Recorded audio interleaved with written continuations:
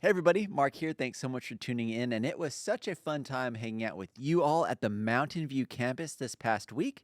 If you missed our volunteer fair, there are still some opportunities to say yes to getting involved in what we're doing here at Menlo. And a special invitation for you if you're interested in being a part of our creative team that is worship, online, production, tech, anything in that realm, creative things in general, like social media, podcasts, any of that.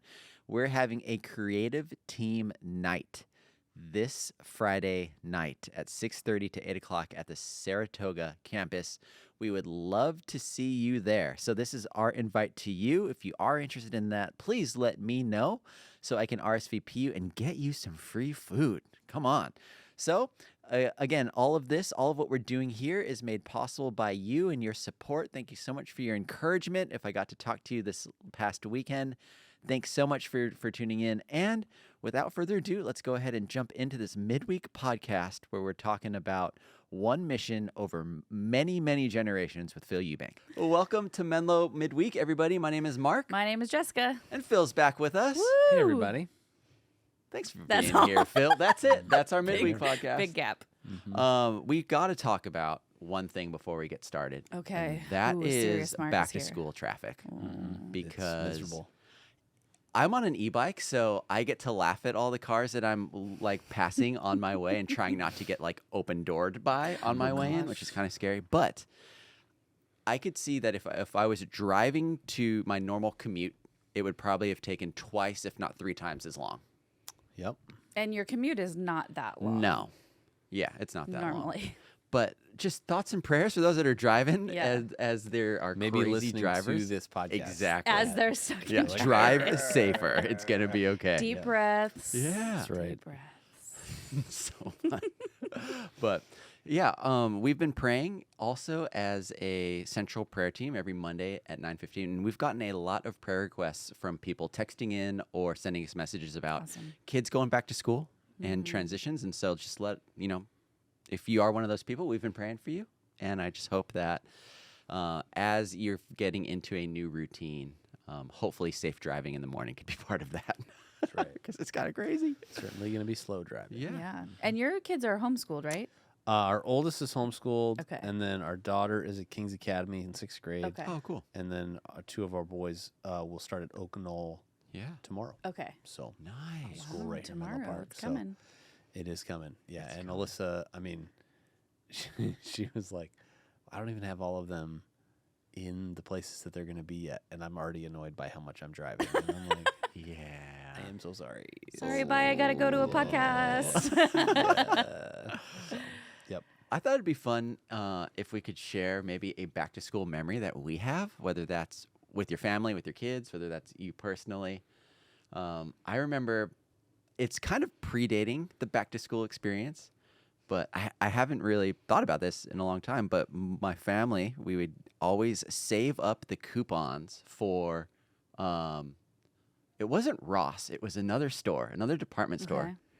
And we would pile up all these coupons throughout the summer, and we'd just go hard with back to school stuff. Nice. And I thought about this the other day because there were some Reeboks that were in Nordstrom when I was walking through. Oh, gosh. And I had those in 7th Yep. grade because they were like one of the cheapest ones that you could get with those, with the coupons. And now they're back in style. And I felt like I did it. I just bought a pair of black high top Converse. And I had a pair in 2nd grade that I wore for like 4 years. And I don't know how because my feet grew. All of my other, they were like Sisterhood of the Magic shoes. Okay. Because they like fit me for a very long time when none of my other shoes were that size anymore. I don't know what happened. But Interesting. anyways. I'm going to guess that they probably started a little big. Probably. So, My good mom guess. was actually probably smart yeah. in Probably that. bigger Yeah. rather than smaller. yeah, just Yeah. a hunch. Yeah. That's good. Interesting. Jess? Phil? Yeah, the first thing that came to mind is my nephew started preschool today for the very first time. So my sister-in-law sent a picture and he is so Aw. adorable. So I was just like, oh, he's so big now. So I don't know how parents do it because I can't even handle it with my nephew. What was the other thing I thought of? I loved like buying school supplies for sure. That Okay. was like my favorite thing. Most of the memories I have of back to school are like I went to Buxton Elementary in San Jose. Okay. And I remember going like, I don't know, at some point during the summer, they would post like your class. And I just remember going to like see if your friends were going to be there and Yeah, then I see who remember was in that. your class and finding out who your teacher is and all of that stuff. And I just remember like the drama and the excitement and the buzz and all of this stuff.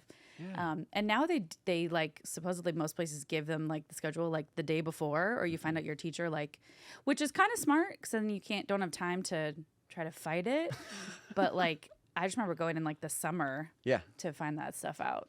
I remember that too. They Yeah. posted it on like the kindergarten classrooms in my elementary school because they could like unlock the gates there that they would trap the Yeah. kindergartners in. Yeah, it so was they like there was a Yeah. wing that was like the offices and Right. the kindergartners. Yeah, And yeah. And then all the class lists would be posted. And I remember just being so nervous going with my mom and my brother, like, who's going to be in my class? Am I going to like my teacher? Yeah. Exactly. It's good. I remember going to get school stuff, and I'm the youngest of 4, and I was definitely treated the best of all of my siblings in terms of like getting ready for school. I think some of that was Okay. like where my parents were in their career by the time I came around. Oh, yeah. My oldest brother's 15 years older than me, so but then in addition to that, it'd be like, hey, we're gonna get you an outfit, and I'd get like a whole new wardrobe, and my mom would be like, take off the tags, throw out the tags, don't Oh let your my dad see." gosh. And so it was like a thing every year. And then I remember pretty vividly the first year in high school when I was like driving my own car on my own to school. Oh. And that was like this really cool, fun milestone. It felt like you were in like a Yeah. made-for-TV movie about high school all of a sudden, you just got to. And now I look back and I was like, oh my gosh, we let kids do that? That seems, Right. they do not see. I was not ready. Yeah. But yeah, some interesting memories of childhood go back to school life. Definitely. I was always in a music video when I was driving, not a Yeah. back to school. It was like That a doesn't home shock me movie. at It was- all. Yeah, I was just Yeah. listening Mhm. to my own music because before that, my brother drove to school Sure. and he had to listen Yeah. to his music, Mhm. and he didn't want to listen to like NSYNC or anything. I don't know. That Weird. was really That's weird. weird. Yeah. Oh, shocking. Huh, that's too bad. What car were you driving? So my first car that I owned was a 2000 Hyundai Accent, Yeah. 2-door hatchback, and I put way too much time and money into that car. So it was silver, and then it had like limo tint level dark tint, but it was silver tint on the outside, so it matched the car. And I had blue lights underneath it and blue lights under the Just seats. living your Fast and And I had Furious a lifestyle. I had a PlayStation with a No. screen in the glove compartment. I had two 10-inch subwoofers in the trunk. I had changed out all of my gauge cluster and everything in front of me to be blue lights so that it all matched. Yeah, it was. You did all of It was a that? lot. Yeah. So Wow. everything that was like electronic technology for my car and all my friends' cars, that was kind of my space. Yeah. And then I had a couple buddies that were more like the gearheads and like Sure. engine and exhaust and stuff, and they would do that. So yeah, it was wildly reckless and stupid. Yep. hmm That doesn't surprise me at all, but it kind of surprises me at the same time. Like, as you say it makes sense, or I could see it happening, but I wouldn't have guessed that. Yeah. Wouldn't have led with that. What was your first car? Or 1984 Toyota Corolla. Nice. It was a year Long live older the than Corollas. myself. Yeah. And it was gold, but it was so old that it was Oh, like yeah. rusted. Like So the granny gold, top was yeah. like Yes. spotted. I had a recent I recently remembered, unlocked a memory of, we had the CD player that you like had the faceplate on it and you had to push a button yeah. because you had to like hide Oh, it sure. Yeah, of or course. take it with you. Yeah. That was actually my second car. My first car had like the dial Yeah. radio because it was so old. And so I took my my Walkman, Yeah. my Discman, whatever. Yeah. It's red. Tape adapter? I still have it. No, it was just my CD player. And I had two little mini speakers that you could plug in. And I had that Nice. just sitting on my front seat so I could listen to music. Yeah. So our stereos were a little different. Yeah. Just a little bit. Phil's playing PlayStation, and you're Yeah. trying to like Yeah, yeah. make Yeah, it I so it was- doesn't click. I did not play 16? PlayStation Yeah. while driving. I just want to That's let good, everyone yeah. know that drive-throughs, maybe. Sure. Yeah. I did not do Yeah. it while driving. Though. I think my car cost like $400 because it was like a neighbor, a friend. It Nice. was like a church person's neighbor was selling it. My parents paid for half, so I only had to pay $200 for this car. Worth I it. think my glove compartment PlayStation was about $400. Yeah. So We were not the same. Yeah, What about you? What was yours, Mark? Mine was a like late 1990s Chevy Silverado. yes. Like the really long Ooh, one where you could okay. fit like a whole plywood in the back, and then it had Like like a all little of your half friends? seat. Yeah, exactly. And so we had this thing called Senior Sunrise, which was Oh, yeah. before the first day of school. They would have pancakes in the parking lot, and all the seniors should come early. And so I put a couch and like Yes. a little setting in the back, Yes. and that's where we ate our pancakes. And then that couch just lived in there until it rained. And then I was like, what do I do Oh now? my gosh. Yeah. Oops. I don't really remember what I did with that couch. Incredible. It's by the side of the road somewhere. It's still there. It's still there somewhere. It's someone else's couch now. Yeah. I hope not. I hope that couch Wow. is in a dump. I hope so too. Memory lane. Memory lane. Wow. And that's kind of what we're talking about this weekend. Yep. Mm-hmm. Menlo 150 generations coming until now. So Phil, it was a bit of a palate cleanse because we were in a series that felt like forever before this. Mm-hmm. And now we have this weekend where we are trying to focus on the future. And so that must have been fun.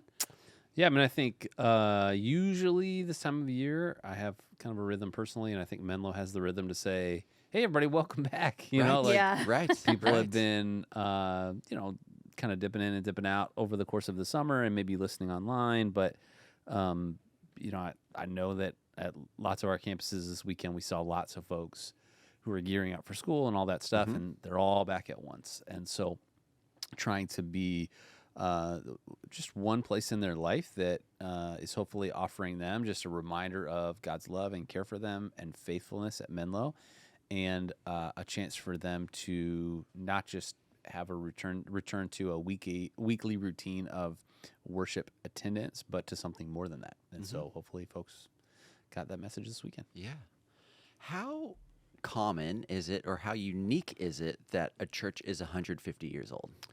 Well, how unique is it, I would say, for a church to be 150 years old in America? Yep. Very Yeah. unique. How unique is it for a church that's 150 years old in America that isn't a handful of people? Very, very unique. How unique is it for a church that's 150 years old in America that has a large number of people, maintains some measure of theological orthodoxy in Silicon Valley? It's kind of a unicorn. Yeah. So I think Menlo is extremely unique when you take into account all of these things that make Menlo, where we are, and sort of the journey of the last few years.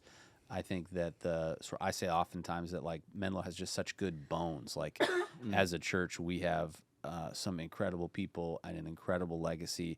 And even after all these generations, with one mission that we've stayed faithful to, I think God's been incredibly kind and gracious. To quote country singer Maren Morris, "The house don't fall if the bones are good." Yep. Thanks, Would you Jess. like to sing that? I just need can, Of course you just would. To Yeah. place it. Hold on, let me I'll- get the right yeah, key. Yeah, right. Exactly. That's so great. funny.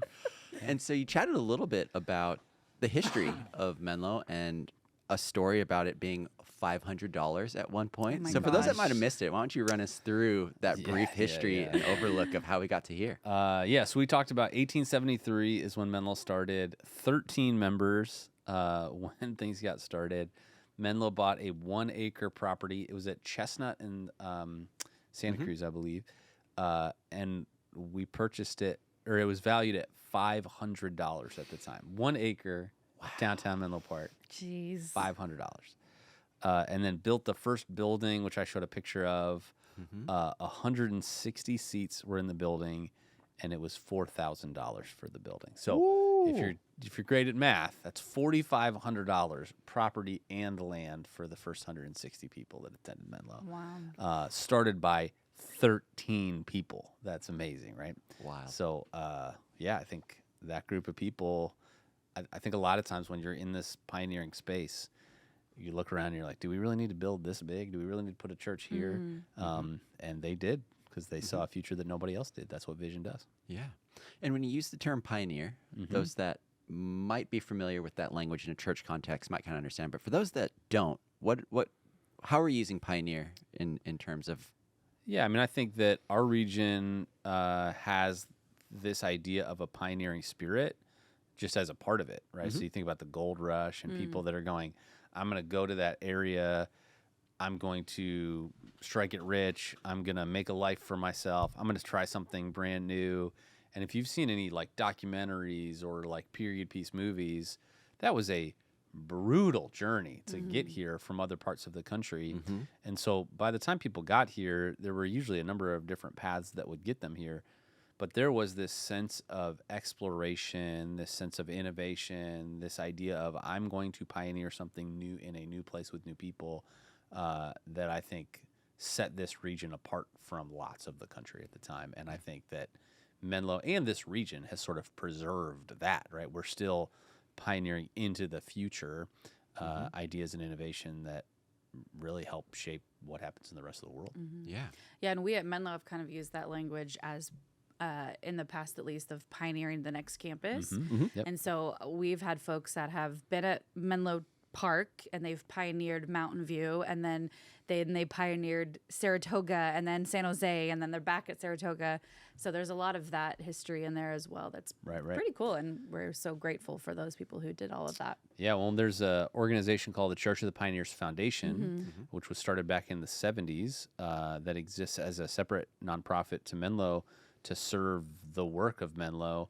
And so several of our commercial properties, Church of the Pioneers owns, and then a whole bunch of residential properties that make it possible for specific staff members to live for a rate that, well, still expensive because of where we live, is possible. That really the faithfulness of 50 years ago, sort of the compound interest of decade after decade after decade, allows us to be in the position that we're in today. Speaking of 50 years ago, do we know if there was a 100-year celebration or anything about it? There was. Yeah, there was a 100-year celebration. It was, I mean, Menlo was a very different church 50 years ago. And so I believe that there was like a pretty modest, in contrast, financial initiative for some work around the globe. That was kind of the big push that they did. I was talking to Bill Frimmel about it. Bill Frimmel, shout out, friend of the show. He also is on Church of the Pioneers. He's been at Menlo for a very long time. He's a neighbor of mine too. But he was talking about it, and he's actually working on something that we'll release as like an ebook that breaks down sort of a detailed history of kind of moments like that throughout Menlo's history. Oh, cool. So. Interesting. Whenever I have seen our like Menlo 150 language or branding, I just think about how Disneyland's doing their thing too, and I'm like, oh, there's a lot of connections here. I like it. Yeah. That's right. Mickey Mouse is showing up to ours too. There's hidden Mickeys everywhere. You got to find them. Exactly. Exactly right. And you kind of touched on like, why should we celebrate? How is celebrating good? How is it not acting in vain of look at us, but more so, what are we pointing to, and what does celebrating have to do with that?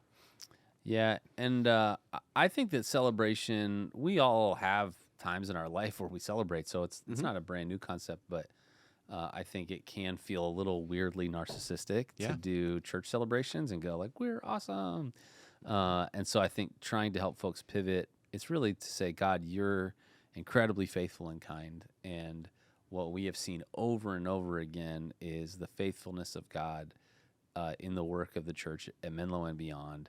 And I paralleled it back to a passage where we get this idea of Ebenezer from Samuel the prophet. And, there's a hymn, Here I Raise My Ebenezer. I think most people that sing that hymn have no idea what that word means. It's just a Scrooge. fun word, right? Or maybe, a character That's just from usually a what movie. you think of. But Ebenezer was this stone of help that after the Jewish people survived a battle that they really shouldn't have with the Philistines, they set this stone of help there as an object of remembrance, and then that became a pattern for God's people. And so now when we think about like an Ebenezer, that's like an object of remembrance. And for them, it wasn't just about looking back and going, wow, God, thanks for doing that back then. It's about trusting that if God could do that back then when it seemed impossible, he can take on whatever's in front of us. And I think that this 150-year anniversary feels incredibly important at Menlo to say, hey, the best days are ahead. God's going to continue to be faithful and do great things. And if we think, yeah, but that's not possible, there are so many times throughout Menlo's history and throughout the history of the church over the last 2,000 years, when it looked like the cards were stacked against us, and yet God showed up and was faithful. And this year, I think, will be a chance for us to remember that collectively. So. Yeah. And it doesn't feel like that thinking is far off from where we've been in the past. You told this story about unity in community. And so let's talk about that a little bit, because I found that like very inspiring for people, for us as, our history to be up against the wall, and then somehow God made a way. Yeah. So, the point or the time was right after World War II. The kind of downtown Menlo Park was being redeveloped into what we think of it as today. And with that came a bill for Menlo Church for $9,000 to the city.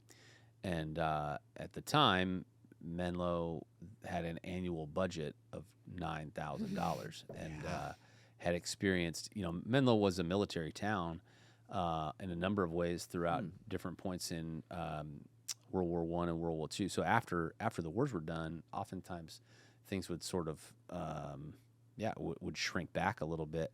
So this could have been a really, really disruptive bill that could have actually shut the church down.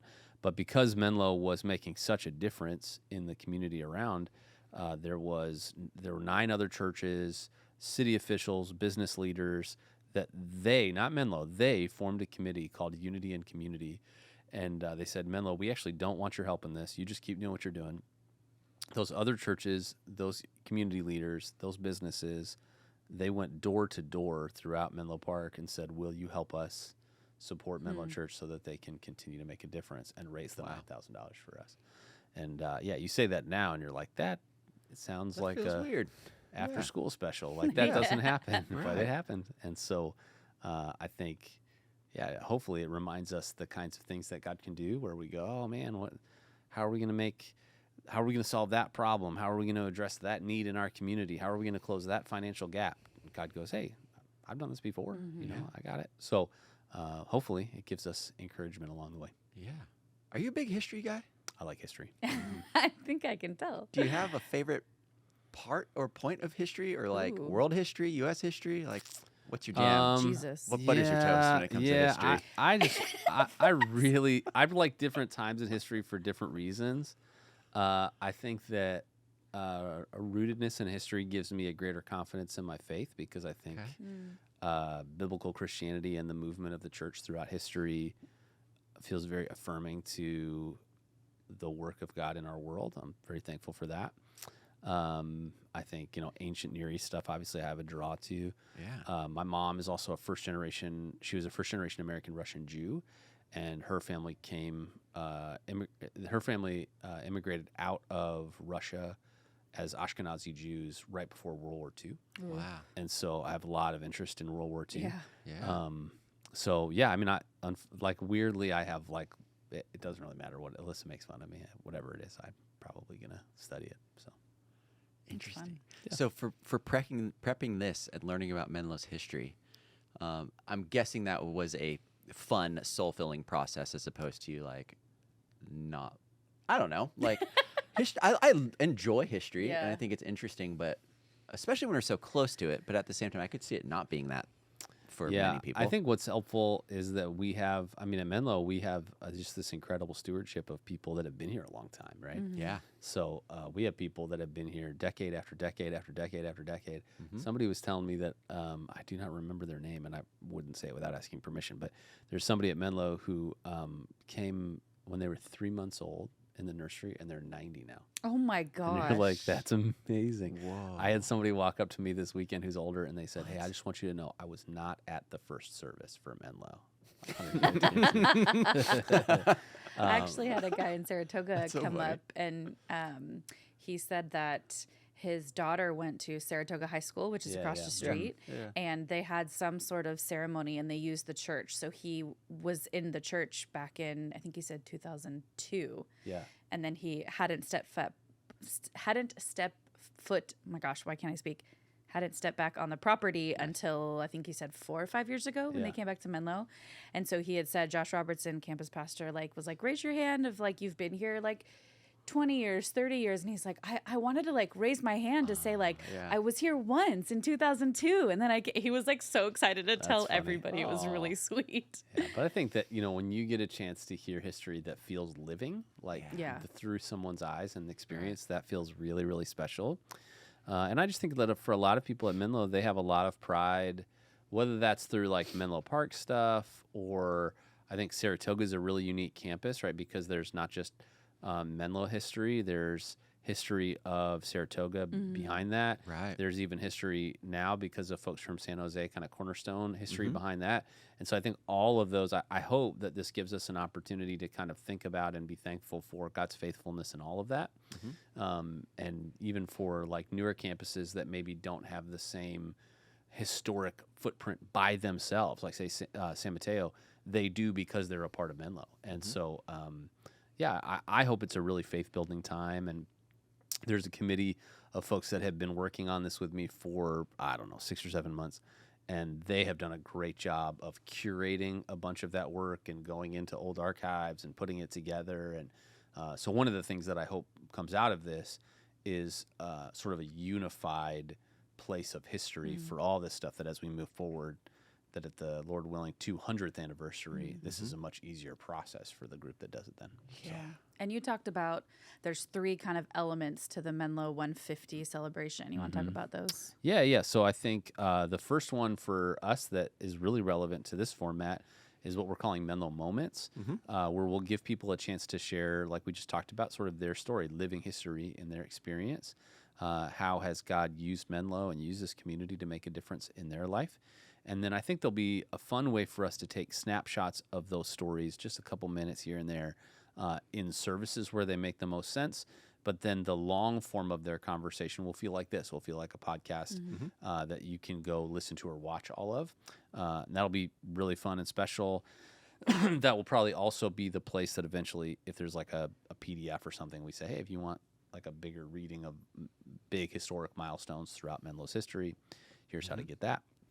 And then there was Menlo Serves, which is an initiative that we're still finishing now and will launch likely in a couple months, which is hopefully an opportunity for all of us at Menlo to leverage this year to serve our communities in really thoughtful ways, and for us to celebrate that service, to be able to tell the region that we live, work, and play in that we love you because God loves you, and Menlo's been faithful to serve and care for 150 years, and as many more years as the Lord gives us, we're going to keep doing that.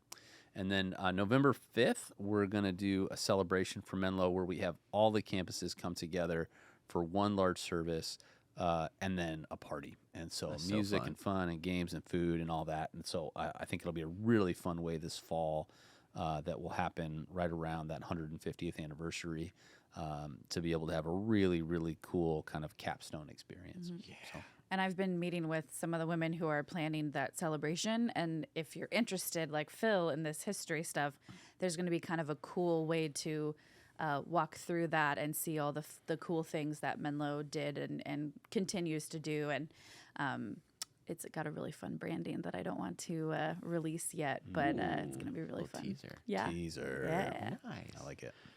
And all of this is, possible because of people saying yes to serving and yes to pitching in and helping out. And so we had volunteer fair after the service, Woo.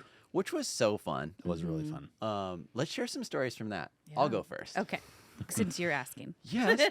I was at the Mountain View campus, which is just a joy. That campus is so fun. I feel like they have really great people and just a great space as well. Like their patio that's right outside of their auditorium is just set up for hanging out, donuts, coffee, meeting people. It was great. And we were at, we had maybe 8 or 10 different tables out. One was the creative table, which I was at, which is super fun. But we had a volunteer there, Andrew and Kara, or 2 volunteers.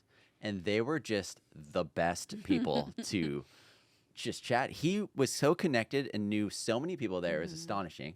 And he was able to call people out and say, hey, like, I know that you've thought about serving in this area. Let me like walk you over to this table or be over here. He was just like kind of running things. So he was great and made that time just so much fun to see how excited he was about serving. And then just sharing that with those that were like, hey, this is like one of my first Sundays here. I don't even know if like I can am I qualified to be able to do this? And he was like, absolutely. And so that was just an amazing awesome. experience. Was Kara his daughter? I believe so. Yeah, because I think they've got 2 or 3 kids, Three and kids. their kids also like serve with Yeah, them. she was it's really like, I was sweet. like, do you? She's like, yeah, I serve on worship and students and this and Yeah, that. I'm like, yeah. oh my gosh, this is Yeah. fantastic. She, I Yeah. think, is learning to play drums because he's a Yeah. drummer, and she's learning. She's like in So middle school, rad. maybe. Wow. Yeah. It's pretty cool.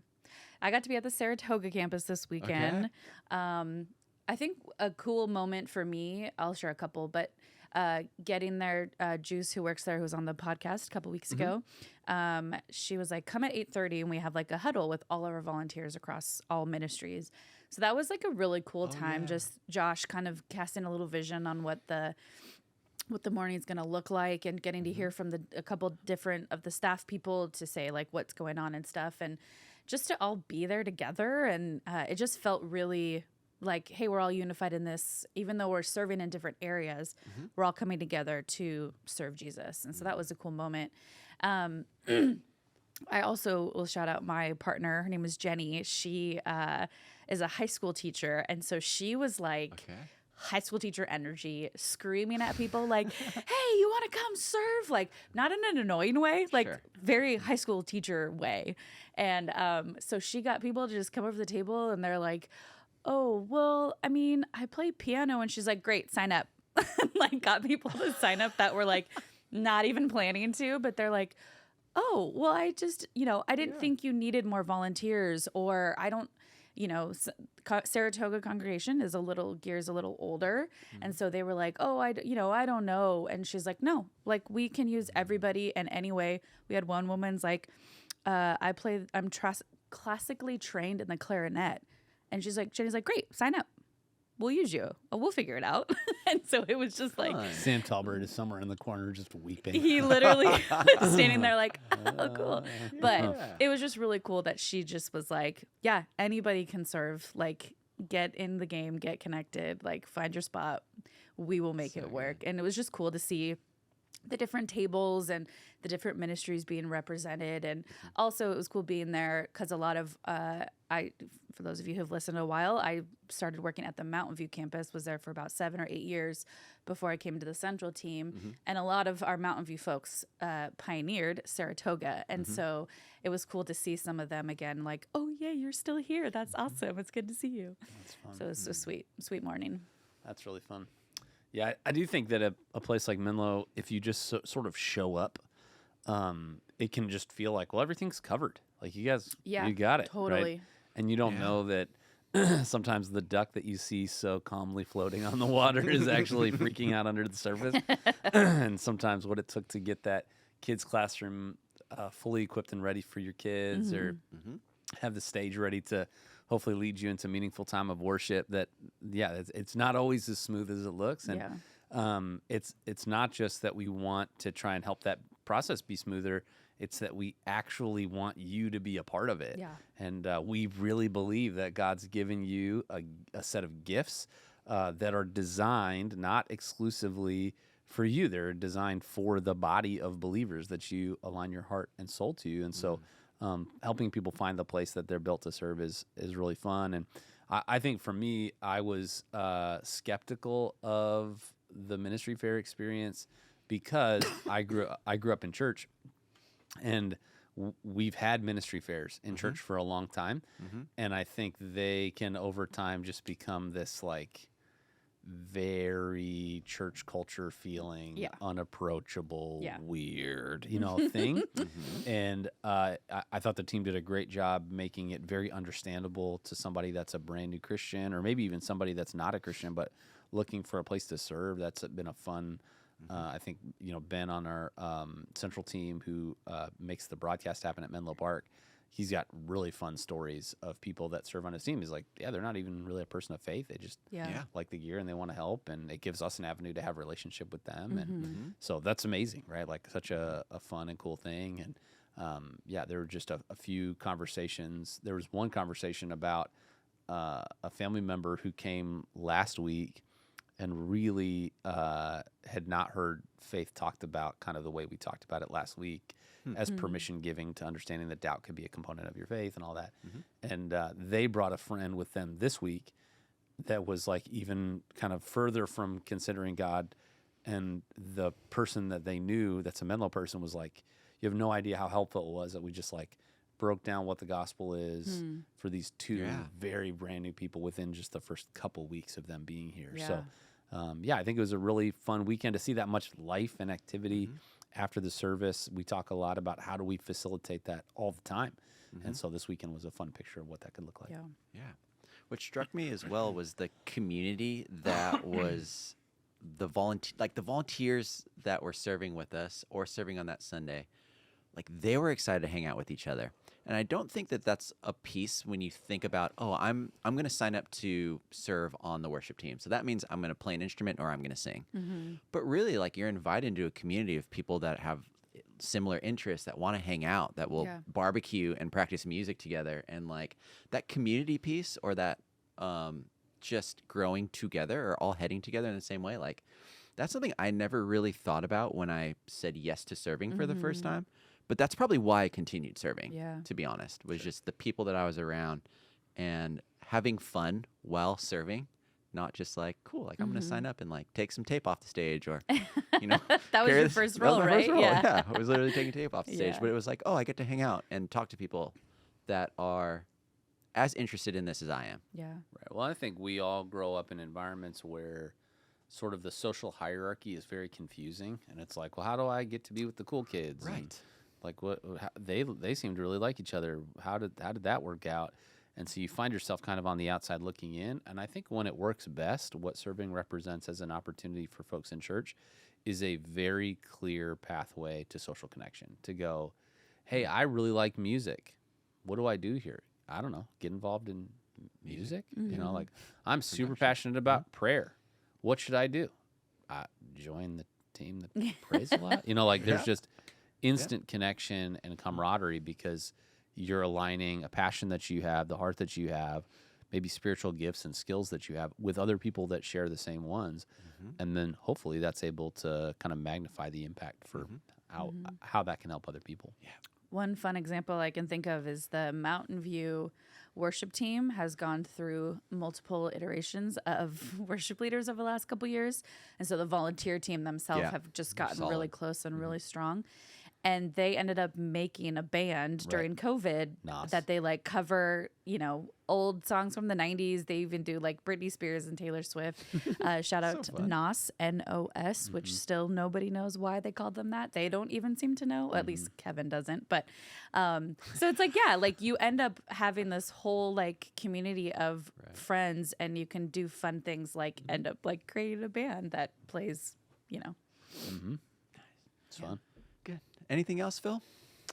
I mean, I think that my hope is that this weekend represents an invitation. Maybe if you are sort of coming back to Menlo, coming back to church at all, dipping your toe in, just an invitation to say, not heavy-handed, but if church is like, hey, this is a comfortable hobby in my life, you're probably not listening to this podcast, to be honest. But if somehow you are, a lot of the things that we're doing are going to make your hobby less convenient and more annoying. But the habits that we're advocating for are the ones that will actually shape and help your life. If all church is how do I get to the most convenient and compelling 60 minutes of content when it's convenient for me, I would just say aim higher. God's got something so much better for you than that. And so I hope this weekend in Menlo this fall, whether it's about celebrating the legacy of 150 years, whether it's about developing habits of generosity as we finish out our fiscal year over the last handful of days, whether that's getting involved in serving somewhere, or finding a group. There are lots of ways to get involved. And so finding your spot might just be taking a specific single step this week or this fall. If you go, I really want my life to be different, I want my faith to be more meaningful, if the way you're going to do that is by continuing the same behavior of intermittently attending gathered worship or checking something out online, I would venture to say it's probably not going to accomplish what you hope it will. Good.